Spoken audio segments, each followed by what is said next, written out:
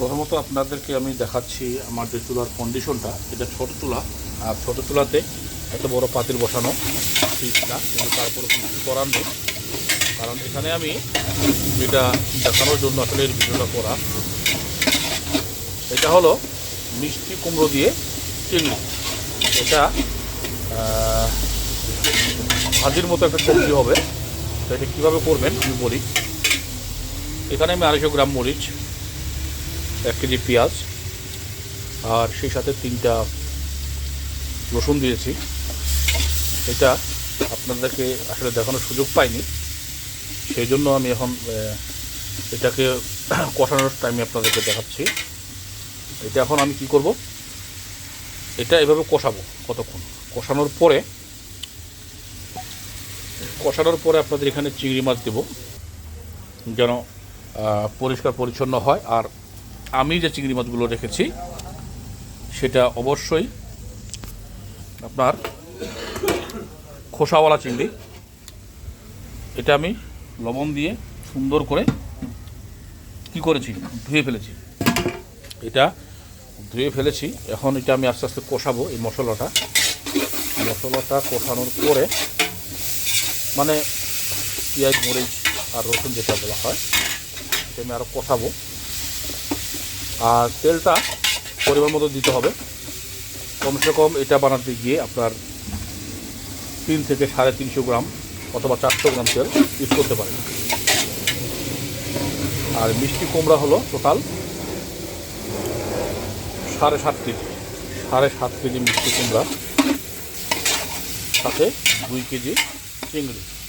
আর চিংড়িটা অবশ্যই বেছে নেওয়ার সময় পিছন থেকে দেখবেন একটা রগ আছে, সেই রগটাকে বের করে ফেলুন।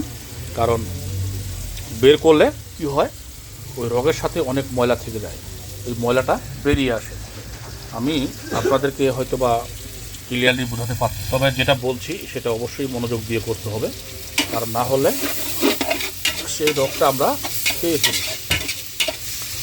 খেয়ে ফেলার ফলে কি হতে পারে, বিভিন্ন রকমের সমস্যা দেখা দিতে পারে।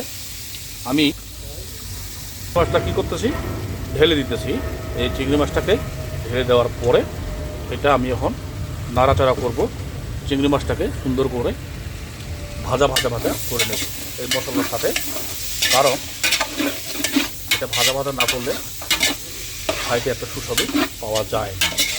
তাই এটা আমি ভেজে নিচ্ছি।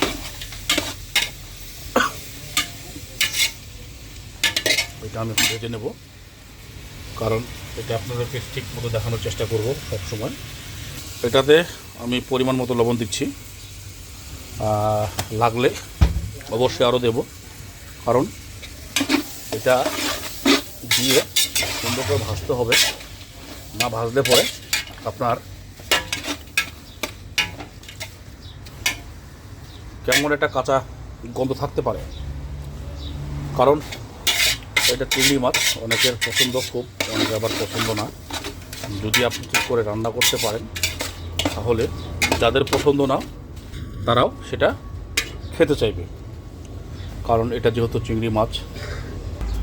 এই যে বালতির মাঝে আপনাদেরকে দেখানোর চেষ্টা করতেছি, বলেছিলাম 7.5 কেজির মতো মিষ্টি কুমড়ো। মিষ্টি কুমড়োটা কী করবেন, সবসময় আপনি কাটার আগে ধুয়ে ফেলবেন। কারণ কাটার পরে ধুলে আর সেই মিষ্টি কুমড়াটা যদি আমরা তরকারিতে ইউজ করি সেটা অবশ্যই ঠিক নয়। কারণটা হলো যে তাহলে কি হয়, সেই ভাজিটা বা সবজিটাতে পানি থেকে যায়। কারণ মিষ্টি কুমড়োটা পানি টানে, আর সেই পানিটা যখন আমরা সিদ্ধ করি তখন কি হয়, আপনার পানিটা ছেড়ে দেওয়ার ফলে কি হয়, আপনার সবজিটা আর শুকায় না, সেই সবজিটা শুধু পানি ছাড়ে। তো সেটা করা যাবে না। মিষ্টি কুমড়ো কাটার আগেই আপনি ধুয়ে নেবেন। ধোয়ার পরে আপনি যা কিছু করার আপনি করে নেবেন। আমি এটাতে হলুদ দিচ্ছি, হলুদটা দিয়ে দিলাম। এই ভাজিটার সাথে আমরা ইউজ করব এখন এই ধনিয়া গুঁড়োটা দিয়ে দিলাম। তারপরে সামান্য পরিমাণ জিরা পাউডারটা দিয়ে দিলাম। কারণ জিরাটা দিলে হয় কি, এটা সুঘ্রাণ ছাড়ে। এখানে প্রয়োজন অনুযায়ী আমি হলুদ পাউডার দিয়ে দিলাম, মরিচ পাউডার দিয়ে দিলাম। এটা মরিচ পাউডার, এটা আমরা একটু ঝাল পছন্দ করি, তাই একটু ঝালটা দিয়ে দিলাম। এখন আমরা এটাকে নাড়াচাড়া দেব, দিয়ে এটা হালকা করে কষিয়ে নিব।